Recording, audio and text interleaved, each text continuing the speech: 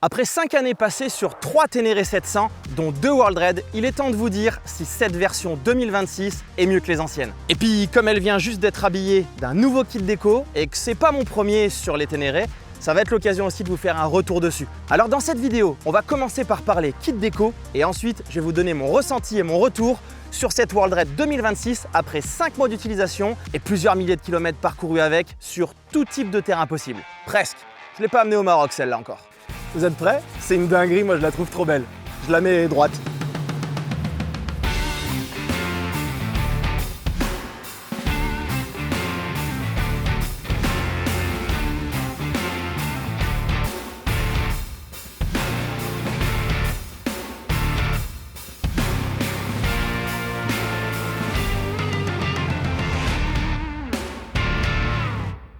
Vous le savez, aujourd'hui, on aime tous mettre un petit kit déco sur notre moto pour qu'elle soit personnalisée. Là, moi, j'avais envie de rester sur du bleu qui est tranché avec le noir du reste de la moto, qui fait un peu penser à ce que j'avais sur l'ancienne qui était bleu aussi. Et j'avais envie de faire ce style-là parce que finalement, cette moto, c'est certes un outil de travail pour moi, mais c'est aussi ma machine. Et j'avais envie qu'elle ait cet effet un petit peu comme un tank, comme une machine, comme un robot. Et je trouve que ça lui va très très bien. Si vous n'avez pas d'idée précise pour votre moto, il existe des kits tout prêts. Et sinon, on peut faire ce qu'on appelle des kits perso. Et ça, chez Energy Kit Déco qui ont fait ce kit, chez EKD, c'est possible. Et puis de toute façon, ils ont plein d'autres kits super sympas aussi. Si j'ai fait le choix d'Energy Kit Déco, c'est pas compliqué, c'est parce que ça fait des années que j'entends tous les collègues du côté d'Axury Trail, John l'Adventuriste et JB qui a fait le design de cette moto et plein d'autres potes qui mettent des kits de chez Energy Kit Déco et qui sont hyper satisfaits, qui n'ont fait que me vanter la facilité de la pose. Ça, on en parle juste après parce que ça fait partie de ce qu'il faut savoir faire et ce qu'il va falloir faire. Et qui m'explique aussi la tenue, la qualité. Faut quand même savoir que les gars, ils font des kits déco pour des jet skis, ce qui est un peu plus exposé avec l'eau et le sel que nos bécanes. Aujourd'hui, c'est donc mon 3e kit déco. L'ancien, c'était un pote de JB qui me l'avait fait. Ça s'était pas tout super bien passé, même si quand même au bout de 2 ans, la moto est partie, vendue, il est toujours dessus, mais c'était pas ouf et le gars a fermé. Mais dans tous les cas, j'avais prévu de suivre les potes, de me faire influencer, conseiller, recommander et de me tourner vers EKD pour faire mon kit. Alors, on a un petit problème. Comme je suis très mauvais en influenceur, machin truc là, et ben on n'a rien filmé avec Tony sur la pause. Oui, bah j'y peux rien moi. En fait, on est parti tête baissée à se dire il faut absolument qu'on y arrive dans un timing assez court parce qu'on avait tous les deux des agendas serrés. On s'est concentré dedans et en fait, moi qui râle tout le temps, je m'attendais à insulter 15 fois toute la planète et à avoir Tony qui me dit pause, va boire un coup, je m'en occupe. Et en fait, bah j'ai adoré faire ça. J'ai adoré faire ça, j'ai trouvé ça super agréable, ça se pose très très bien effectivement. Finalement, le plus dur, c'est de trouver où va chaque pièce du puzzle sur le modèle final. J'aurais dû normalement respecter une règle, c'est-à-dire inclure du blanc dans mon kit puisque le dessous est blanc, parce que j'avais pas eu la World Red noire. Mais comme je suis un petit peu têtu et que je la voulais en bleu titane dégradé comme ça mat, et ben il n'y a pas de blanc dedans. Concrètement, pour la pose, pour ceux à qui ça pourrait faire peur, il faut juste du temps. C'est ultra simple. Il vous faut pas forcément un sèche-cheveux, je dirais, parce que ça chauffe vraiment fort, on ne peut pas le régler. Alors le témoin, c'est le doigt. Si tu te brûles le doigt, c'est que c'est trop près, c'est trop chaud. Moi, j'avais un décapeur thermique, le truc basique, là, jaune Ryobi de chez l'entrepôt du bricolage, qui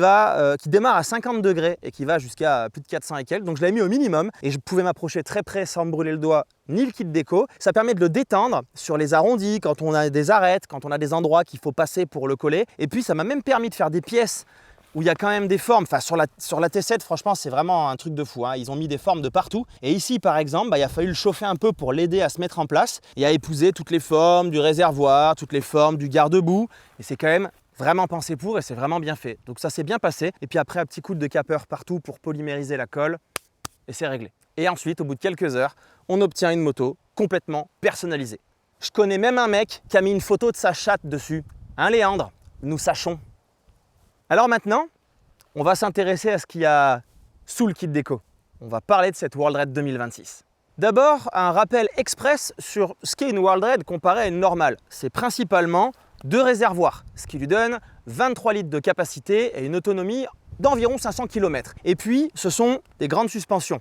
Alors, sur la version d'avant, c'était les suspensions qui étaient partagées avec la Rally, il me semble, donc les suspensions qui étaient meilleures. C'est du Kayaba, hein, toujours dans tous les cas. Même s'il n'y a pas l'autocollant, ça ne veut pas dire que ce n'est pas du Kayaba. Mais sur celle-ci, il y a une nouveauté, c'est que le diamètre des tubes de fourche est passé en 46 mm.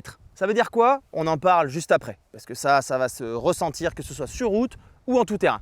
Et au-delà des suspensions, puisqu'on va parler des nouveautés vraiment de la 2026, on a aussi un amortisseur de direction. C'est ça qui la distingue des Ténéré 700 normales. Ça en fait en fait une moto qui est pour le voyage au long cours ou pour être confortable sur route. Effectivement, plus de confort, plus d'autonomie, ce qui permet d'être tranquille sur la route. Moi par exemple, je peux enchaîner 2 journées de suite pratiquement avant de m'inquiéter de faire le plein. Je trouve ça vraiment agréable en road trip et en tout terrain, vous allez le voir, il y en a qui la traitent de paquebot. Pas oublier qu'un des trails les plus vendus, c'est la 1250 ou 1300 GSA, avec encore plus de contenance et un plus gros réservoir.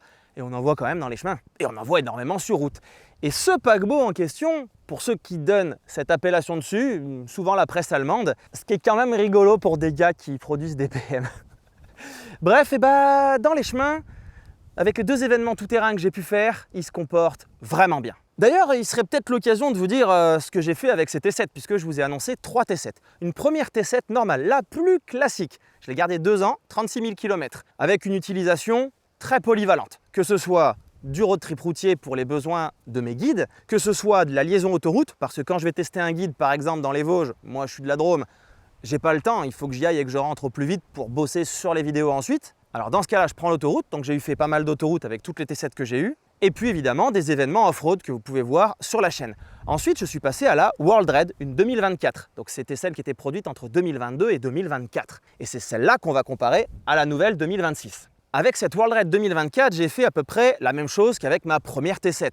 Donc tout ce que je viens de vous dire, plus le Maroc, qui va sortir sur la chaîne très bientôt, avec un road trip pour tous, maximum de routes, et s'il y a des pistes, c'est juste qu'ils sont en train de refaire les routes. Il y a quand même des petites options pour aller chercher des pistes faciles. Et puis on est allé jouer dans le sable, ce que je n'avais pas fait évidemment avec ma première Ténéré. Et en dehors de mon usage classique pour le boulot, j'avais fait aussi plusieurs événements tout-terrain, ce qui m'a permis de les confronter et de vite me rendre compte que cet effet paquebot était complètement lissé par le fait que les masses sont plus basses. Tout le monde dit, c'est une vérité que la Ténéré 700 a un centre de gravité haut, des masses hautes. Et bien sur la World Raid, c'est plus bas. Et quand j'avais eu les 2 l'une à côté de l'autre dans le garage pendant que je vendais ma première, j'avais pu m'en rendre compte puisque le haut du réservoir de la classique arrive au niveau du guidon, alors que sur les World Raid, le réservoir arrive au niveau du T supérieur. Ça fait facilement un point d'écart de masse qui sont plus basses. Et après environ 35 000 km avec cette World Raid et 2 ans, je suis passé sur la 2026 que j'utilise depuis maintenant 5 mois. Et au travers de plusieurs milliers de kilomètres, j'ai fait exactement le même usage. 2 événements tout-terrain que vous allez bientôt retrouver sur la chaîne, des liaisons autoroutières pour aller chercher des guides que je devais tester qui étaient loin de chez moi, et du test de guide sur route. Et pour ceux qui suivent la chaîne, il y a une question qui revient très souvent, c'est « Greg, est-ce que tu préfères celle-ci? Est-ce que les modifications valent le coup? Qu'est-ce que tu en penses ?» Et souvent, la question revient, c'est « Est-ce que tu nous la recommandes ?» Alors c'est ce qu'on va voir maintenant en détail avec les nouveautés sur la World Raid 2026 et surtout le ressenti et la comparaison avec l'ancienne. Pour ce qui change, on en avait parlé rapidement quand je vous l'avais présenté. Je fais un rappel flash là aussi pour ceux qui n'ont pas vu cette vidéo. Déjà, on récupère de l'électronique dessus. Ouh là là là là, gros sujet, il faut qu'on en parle, c'est très controversé. Cette électronique va amener quoi? Une poignée qui n'est plus à câble, donc qui est à câble électrique, un ride-by-wire comme on appelle ça, ce qui permet d'avoir derrière le régulateur de vitesse et plein d'autres petites fonctions grâce à l'électronique. On va aussi avoir sur cette moto qui partageait des points communs et qui récupère les améliorations de la Ténéré 700 2025, qui a été une évolution avec une correction de tout ce qui gênait un petit peu sur celle d'avant. Celle-là, en plus, qui n'est pas sur la Ténéré nouvelle, elle a une centrale inertielle, 6 axes. Et cette centrale va savoir en fait ce qui se passe sur la moto dans tous les sens, ce qui permet d'avoir par exemple un ABS sur l'angle. On a donc plein de modes électroniques et la question à laquelle vous attendez des réponses c'est est-ce que c'est trop? Est-ce que c'est gênant? Est-ce qu'on peut l'enlever? Est-ce que c'est fiable? On en parle juste après. Nouveauté importante qui peut paraître insignifiante quand on ne le sait pas, moi c'est ce que je pensais aussi, c'est cette fourche. Elle a un diamètre supérieur à l'ancienne. L'ancienne était en 43 mm et sur celle-ci on passe en 46 mm, donc un diamètre plus gros. Alors on peut imaginer quand on n'y connaît rien comme moi, plus de rigidité, mais pour l'expérimenter, il faut le tester sur le terrain. Sur la route, je sentais que le train avant était plus stable, surtout sur les petites routes. Quand c'est large, on ne le sentait pas forcément. On sent que les suspensions sont de meilleure qualité que d'origine. Elles ont été vraiment retravaillées. Quand je dis d'origine, pardon, c'est mon ancienne Ténéré 700 World Raid. Et cette rigidité supplémentaire, on va la vivre sur les petites routes, comme je vous le disais, les routes défoncées ou en tout terrain, on a l'impression que le train avant est plus solide, pas plus rigide dans le sens négatif, pas plus lourd. Elle est toujours aussi vive, je l'aime toujours autant que l'autre. À danser sur la route avec, c'est vraiment du plaisir. Mais on sent qu'elle fait plus sa place, qu'elle est comme plus stable, qu'elle nous met plus en confiance. La suspension arrière a été retravaillée aussi. On a une biellette différente, on a un amortisseur qu'on ne reconnaît plus forcément, la cartouche est plus pareille, il y a des choses qui ont changé dessus. On va garder le même débattement qu'avant, par contre, on va avoir une course plus longue, ce qui va pouvoir donner plus de confort et une longueur de travail plus importante. Donc un amortisseur plus performant. Alors le blabla, je pourrais vous en faire et vous savez que c'est pas ce que j'aime, je suis pas journaliste. Moi, je vous donne le ressenti à moto. Et le ressenti que j'ai eu, c'est que ma Ténéré 700 World Red d'avant, elle avait des suspensions qui étaient préparées par GGS. Il avait fait d'ailleurs une deuxième préparation dessus qui était avec un setup qu'il avait amélioré, modifié et qui pensait que ça collerait plus à mon utilisation et c'était vrai, j'étais encore monté d'un cran. Donc quand on vous donne du super bien ou de l'excellent et qu'on vous repasse sur du normal, c'est là où on sent la différence. Parce que monter en gamme, c'est toujours facile, on dit « Ah, c'est mieux ». Bah, c'est évident, on a été conditionné à le dire. On pourrait presque en faire un effet placebo, on dirait quand même que c'est mieux.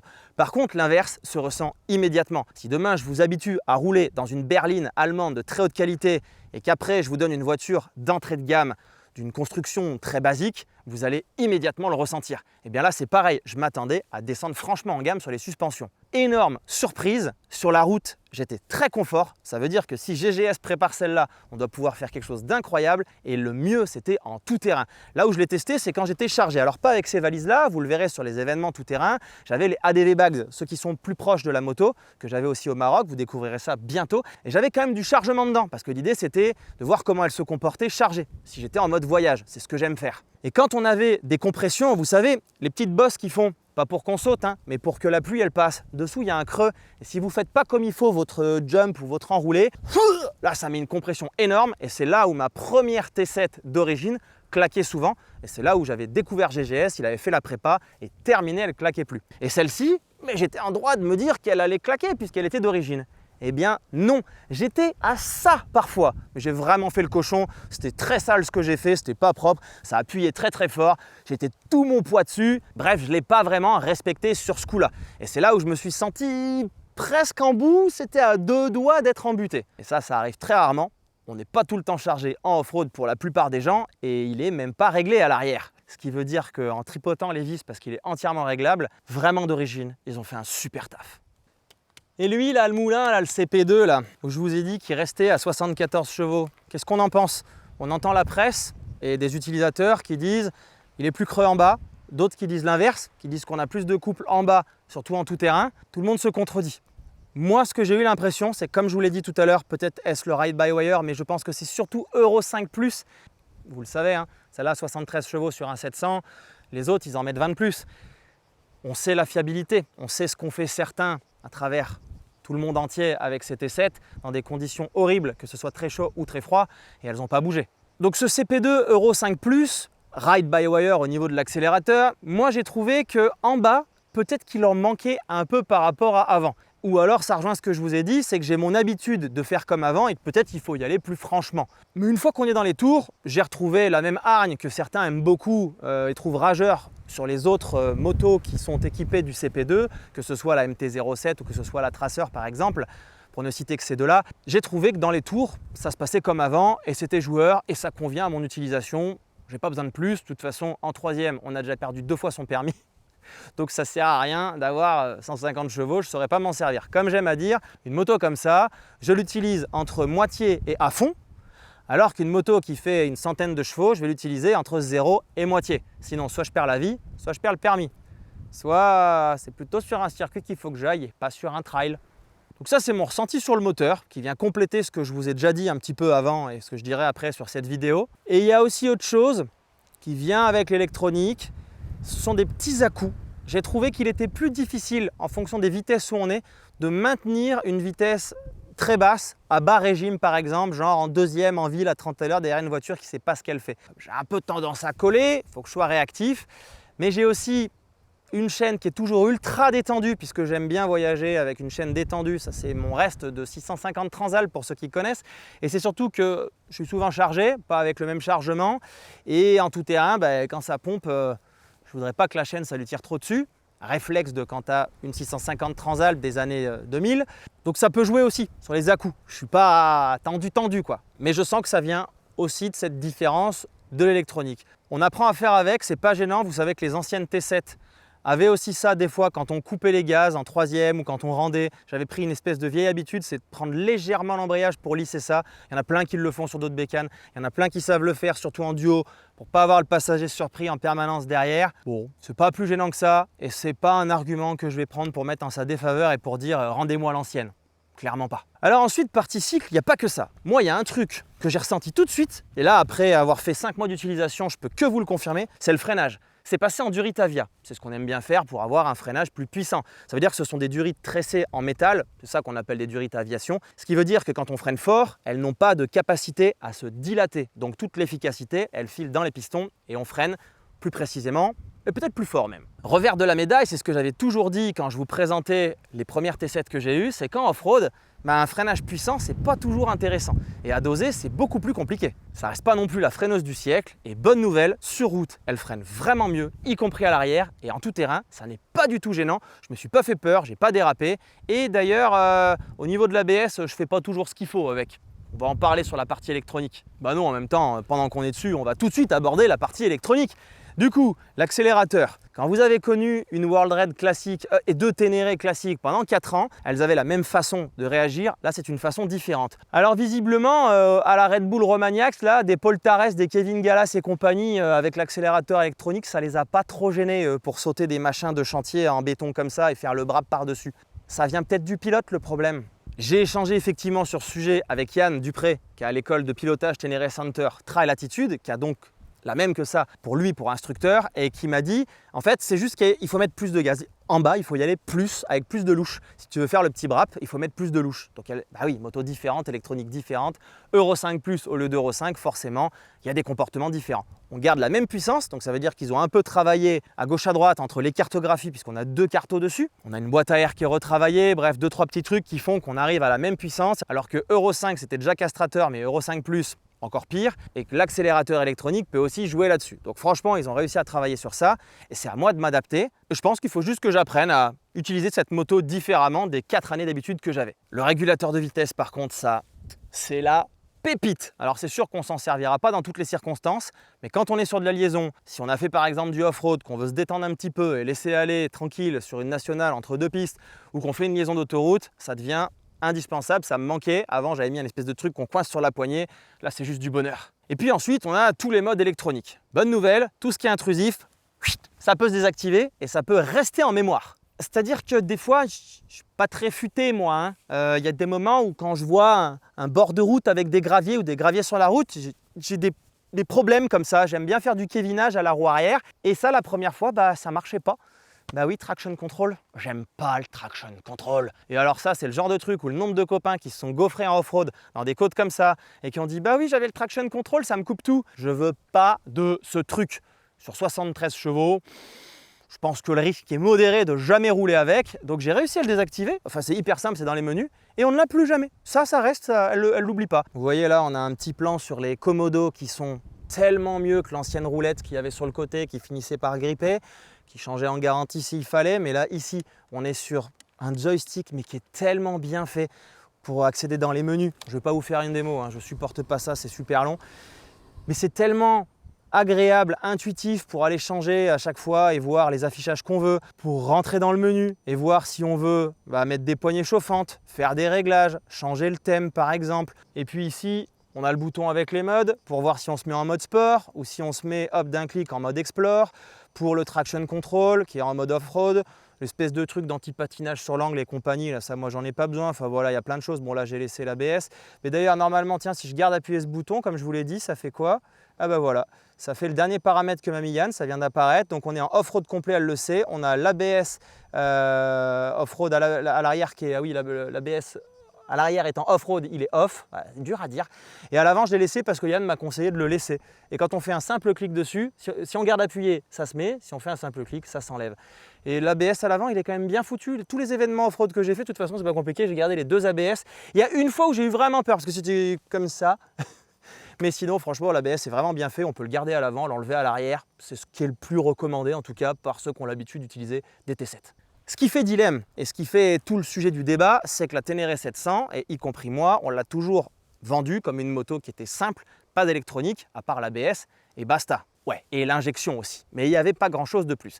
Et ici, on vient rajouter l'électronique que je vous ai dit. Il est quand même sommaire et je vois pas pourquoi il serait pas fiable. Aujourd'hui, on a des mecs qui font des tours du monde avec des 1250 GSA qui sont bourrés d'électronique. On a des gars qui utilisent des motos bourrées d'électronique. Prenez une Africa Twin, c'est réputé fiable, c'est bourré d'électronique. Les Transalp, pareil, avec les compteurs hyper complexes qu'on met 3 heures à redémarrer en off-road. Donc il n'y a pas de raison que ça devienne pas fiable parce qu'elle n'est pas non plus truffée de capteurs. Elle a juste une centrale inertielle, un ride-by-wire avec ce qui va à côté, c'est-à-dire un régulateur. L'avenir nous le dira, elle vient de sortir il y a quelques mois, mais moi je ne suis pas vraiment inquiet sur le sujet. Faut quand même pas oublier qu'aujourd'hui de l'électronique on sait en faire. Il y a un type qui s'amuse à balancer des fusées dans l'espace et à les ramener se poser sur des petits plots pas plus grands que la fusée. Et la NASA est même allée lui demander s'il ne pouvait pas dépanner des fois. Je pense que niveau électronique, ce qu'on a aussi dans les téléphones ou dans le truc qui filme ou dans les drones et qu'on arrive à jamais cracher tant qu'on ne fait pas de bêtises avec, non, je pense que c'est assez fiable quand même. On n'a pas trop de soucis à se faire. Et puis il n'y a plus le choix, hein, à part remonter une vieille 6,5 DR comme j'avais ou une vieille Transalp et puis rouler avec ce qu'on appelle amicalement, je répète, une merguez, puisque je les ai aimés ces deux-là, comme toutes les autres de leur génération, bah sinon, pas trop le choix, mais on fera avec les suspensions de l'époque, les freinages de l'époque, les réglages carbu et j'en passe. Est-ce que vous voulez rire? Je vous parle de fiabilité de l'électronique et lui là, il me fait une surchauffe en plein cagnard à 35 degrés. Parce qu'elle ne fera pas. Donc on va perdre en qualité et moi je vais perdre une épaule. Mais on va quand même continuer. C'est la loi du direct. Au final, la vraie question c'est est-ce que cette nouvelle électronique dessus, je le préfère ou est-ce que je préférais l'ancienne? Clairement, je le préfère, il me va. Le seul truc qui me semble difficile pour moi à gérer, qui ne suis pas très bon avec ce que Yann appelle le groupe propulseur, donc embrayage, accélérateur, et bah c'est moi le problème en fait sur ce sujet-là. C'est à moi de m'adapter, d'être meilleur, je ne suis pas forcément bon là-dessus. Donc c'est à moi de... Parce qu'il y avait un truc, je ne sais pas faire de wheeling, mais j'aimais bien des fois savoir faire le micro-brap. J'arrive pas debout. Je suis mauvais, hein, je vous le dis. Hein. Mais assis, c'est par exemple, je sais pas, il y a un trottoir ou une bosse ou un truc qu'on veut descendre les roues à plat, je savais faire. Sur celle-là, j'ai plus de mal, je me rate. Mais parce que j'ose pas y mettre de la louche, parce que j'ai peur qu'elle fasse 3 saltos arrière. Avec 73 chevaux, sur un trail, comme m'a dit John, je suis pas prêt de me retourner, quoi. Donc c'est à moi de m'adapter, mais franchement, si on me demande de revenir en arrière, on me dit tu préfères quoi? Tu préfères repartir là d'un claquement de doigts sur ton ancienne neuve ou sur celle-là neuve? Non, non, moi c'est celle-là. Au niveau des différences, on a aussi le réservoir. Il est passé en métal, il a perdu 1,5 kg, ce qui ne se ressent pas sur la balance, parce qu'avec la centrale inertielle et 2-3 autres modifs à gauche, à droite, en fait ça fait une balance et on arrive au même poids final. Poids qui est, je crois, de 220 kg. La nouvelle, moi la mienne était à 204, la première normale, la classique, la Power Dread, j'ai vu qu'aujourd'hui elles étaient à 208, donc elles ont pris un petit peu aussi.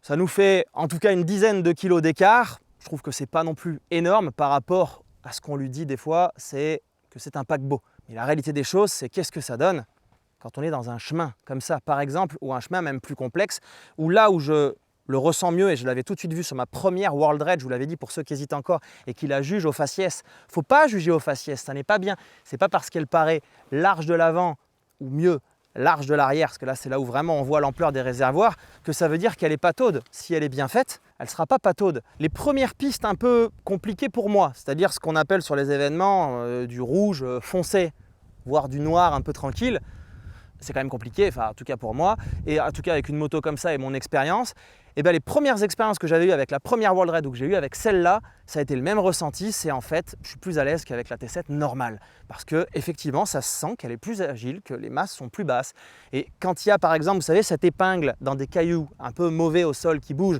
une épingle comme ça dans un chemin fin où il va vraiment falloir travailler sa position, son regard et toutes les règles qu'on nous donne en formation, en stage off-road, pour pouvoir être sûr de ne pas aller se gaufrer et bloquer un guidon et aller par terre, ben avec celle-là, le moment très très lent où on va presque jouer de l'embrayage, on est en presque équilibre dessus, ben je l'ai trouvé plus simple et j'étais plus à l'aise dessus. Cette histoire de poids, moi ce que je vous recommande franchement, c'est d'aller essayer. Et si possible, essayer sur des moments où vous aurez un peu du tout-terrain. Vous essayez de la maniabilité tout simplement, de faire des évitements ou quelque chose comme ça sur le parking, vous allez vous en rendre compte immédiatement. Et même à manier dans le garage, c'est ce que j'ai toujours dit sur mon ancienne et je l'ai toujours sur celle-là, c'est plus facile à manier, c'est plus joueur que la normale. Contre toute attente, je vous l'accorde. Un petit point pratique, la consommation. On est toujours sur une consommation très faible, même si on est chargé. Alors je ne parle pas de duo, sur cette moto, je vous fais référence à la première vidéo que j'ai fait de présentation de ma première T7. Je ne conçois pas le duo sur cette moto. Je ne conçois pas un duo sur 72 chevaux en fait. Voilà.